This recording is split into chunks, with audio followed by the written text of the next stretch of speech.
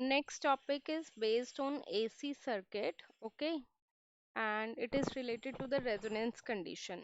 That was a resonant condition. Now, can you tell me what is the resonant condition if you know about it? Resonance. There is one condition in the resonance. What is that condition? That XL would be equal to XC always. Where the formula for XL is how much? 2 pi FRL. In the case of resonance, frequency is also different. That's why this frequency is technically known as resonant frequency, right? And Xc is how much? Like Xc was 1 by omega c. So omega is 2 pi f. Again, that would be 1 by 2 pi FRC. If I will calculate the frequency from here, then that would be 1 by 2 pi LC. So this is one of the formula we got it in the case of resonance, that resonant frequency is 1 by 2 pi root LC. Okay. So we are having one another term, that is quality factor. Quality factor is denoted by Q over here. And in this Q, what is the formula? That is XL over R. XL is what? Omega L over R. Omega is what?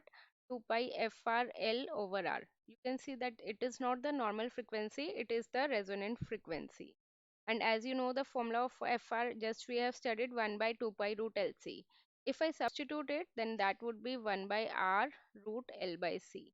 So you have to learn both the formulas, because if they didn't mention resonant frequency, you have to use this formula.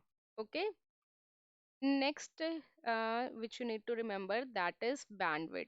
As you have studied in the 12th class also, that bandwidth is the range of the frequency, right? And its formula is R divided by L. And you know that omega 2 minus omega 1 is also the equal to bandwidth. If they have given R and L, then you can directly use bandwidth as this formula. If they have given omega 1 and omega 2, then you can use this form. Okay. Another thing where we are having relationship between omega 1 and omega 2, that is 1 by LC. Okay. That is 1 by LC. And in the resonance condition, if XL is equal to XC, that you know that Z would be equal to how much? R, right? Because in general, the formula for Z is how much? R square plus XL minus XC whole square. So if XL is equal to XC, then we'll get Z is equal to R, right? So they'll give you, maybe they'll give you indirect, that in the case of resonance, if the impedance is always minimum, right? Why impedance is minimum? Because earlier the Z was impedance was root of R square plus XL minus XC square, but now the Z is reduced to R. So that's why it is minimum. And in the next case, Z is equal to R, and Z, if Z is minimum, current would be how much? Maximum, right? Current would be how much? Maximum. So in this case, resonant current would be V by R, not V by Z.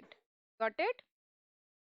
So you have to remember all these formulas like quality factor, bandwidth, and resonant current and resonance condition.